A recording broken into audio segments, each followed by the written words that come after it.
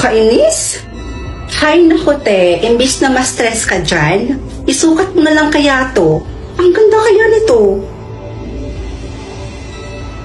Sigurado ka bang kakasya sa akin yan? Eh bukas na yung kasal ko. Ba't pa kasi ako in-scam nung kausap ko dun sa wedding gown? Aligaga tuloy ako ngayon. Ate naman, hayaan mo na yun. At least ngayon, nakagawa tayo ng paraan. Ito na yun, no? O, tingnan mo kaya tong gown na to. Ang ganda kaya. Patingin nga. Wow, maganda naman siya. Teka, kanino ba to? Baka pag sinuot ko to sa kasal ko, mas lalo kaming maghiwalay ni Hector, ah. Hiniram ko lang yan sa best friend ko. Sinuot pa daw yan ng nanay niya nung kinasal siya. Pero naitago naman daw nila ng maayos yan. Kaya tignan mo, oh. Parang bago lang, di ba? Ang ganda pa rin. Oh, ano ate? Let's go? Oh, wait lang. Kuhaan na muna kita ng tubig, ha? Diyan ka lang. Kim, kinakabahan ako. Ano? Kinakabahan? Bakit naman? Ipon ko ba kung bakit eh? Sus! O siya, sige, wait lang. Kukuha lang ako ng tubig doon. O ate, uminom ka muna. Bakit ka ba kasi kinakabahan, ate? Kaming pamilya mo at mga kaibigan mo rin naman yung mga nandoon. Ewan ko ba? Ganito pala yung feeling ng ikakasal, no? Grabe, kinakabahan ako pa. Hindi na ako makahinga. Isipin mo na lang na mamaya magiging asawa mo na si Kuya Hector. At mabibinyagan na rin yung kamang nabili nyo, diba? Anyways, tingnan mo yung gown. Bagay na bagay pala sa akin. Oh, tingnan mo. Oh, fit na fit, diba? Oo nga, no? Oh, diba? Sabi ko naman kasi sa'yo, ate, trust me. Kim, ano nangyari sa ate mo? Nahimatay siya habang naglalakad siya sa aisle. Ewan ko ba? Wala naman siyang sakit eh. Healthy ang ate ko. Tapos ngayon, nasa ICU siya? Ito na nga ba yung kinakatakot ko? Siguro may sumpa talaga yung wedding gown na yun. Ha? Namatay din kasi yung nanay ko habang suot niya yung wedding gown na yun. At balita ko pa, namatay din to yung unang may-ari ng gown na yun.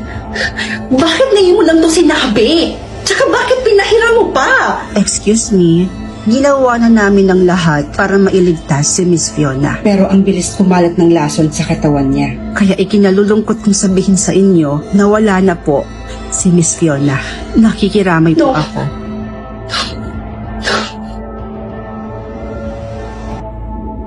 Ngayon, lumanda ka sa akin dahil susunugin na kita. Anak, tama ba yung narinig ko? Pwede mo pang isuot yan. Opo, itay. Dahil may sumpa ang gown na to. Naalala niyo pa po ba nung kinasal kayo ni inay na habang suot-suot niya ang gown na to, nahimatay siya at namatay din sa araw na yon? Katulad nung may-ari ng gown na to, di ba namatay din po siya habang suot ang gown na to? May sumpa ang gown na to, itay. Kaya dapat dito, sunugin. Nak, totoong may sumpa ang gown na isinuot ng nanay mo. Pero yung gown na hawak-hawak mo ngayon, hindi yan ang gown na isinuot ng nanay mo. Dahil ang gown na yon, matagal na namin sinunog. Po? So bakit namatay si Ate Fiona? Planado ba ang lahat? May kinalaman kaya si Kim dito?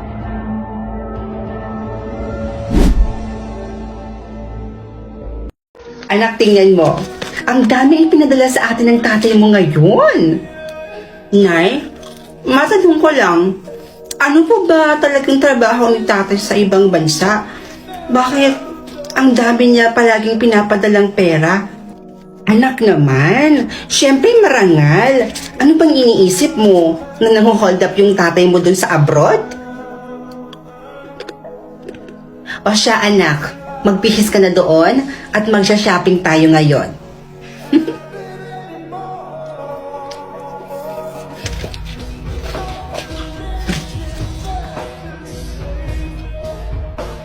Nay, nagpadala na naman ba sa inyo si tatay? Eh di ba, kakapadala lang niya nung isang araw? O bakit anak? Ayaw mo ba ng ganon? Na marami tayong pera? O ito na ha. Ayan, baon mo yan. O yan ako, ubusin mo yung pera mo na yan ha. Kung gusto mo, mag-shopping ka ngayon din. Oo, para mas mabilis maubos yung pera mo. Tapos kapag naubos na, humingi ka sa akin ulit ha.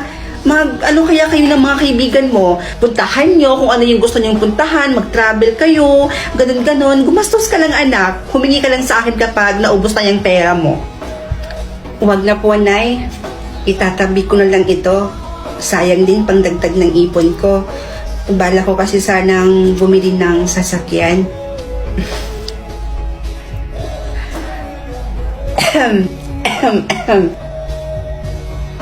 Oh. Oy, ano pang hinihintay mo dyan, anak?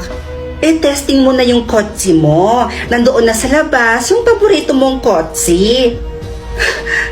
Totoo ba to? May sasakyan na ako. Tay, bakit ganyan po yung tono ng boses nyo? May sakit po ba kayo? Baka inaabuso niyo na po yung katawan nyo kakatrabaho.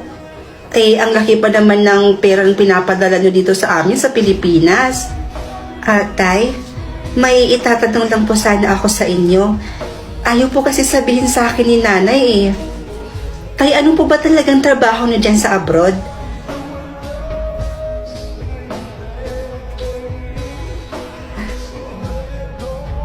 Sige po, tay. I love you too.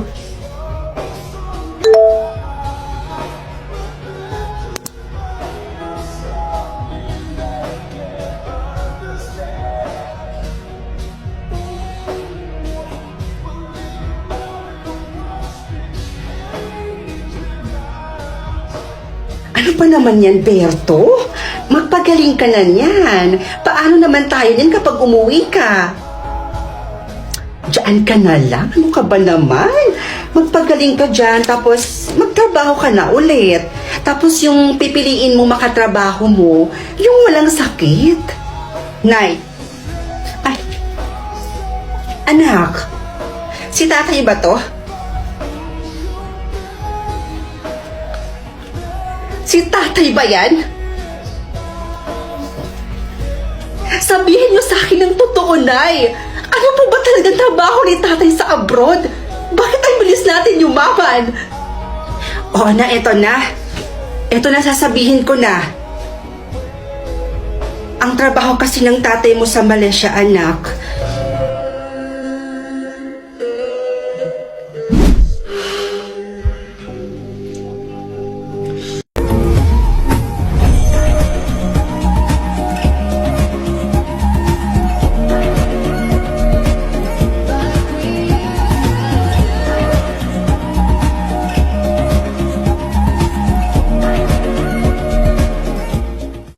Ano ba yan, ate? Ang init! arte mo naman. Maghintay ka.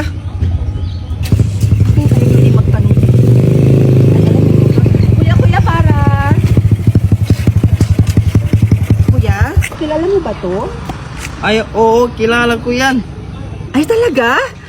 Saan ba yan siya nakatira, kuya? Saan ko ba nga ito nakita?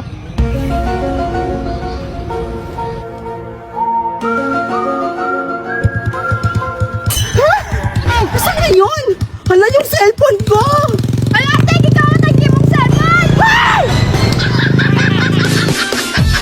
Sobrang dali na lang magkilay for me dahil sa ginagamit kong eyebrow. Which is itong ginagamit ko na 3D eyebrow pencil ng GMCY. Dual-ended tip na din pala ito, mga mima. Tingnan nyo naman yung difference, mga mima ko, ang width and without. Ang laki ng difference niya, and this is very beginner friendly and can last up to 12 hours. Everything proof na rin siya, so if you want a more defined eyebrows, go check this one. Ilalagay ko na lang dito sa aking yellow basket.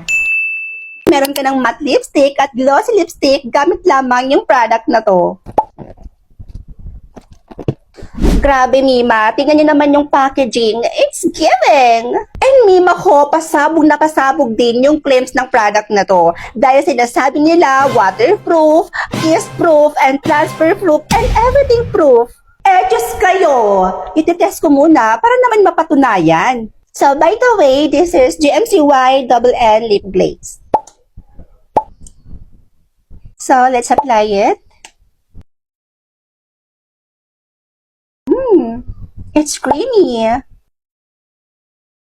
Ang ganda ng shade, Mima. This is with and without.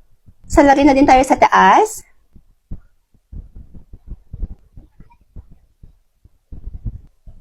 Sobrang ganda! So, it's time to the test. Ay!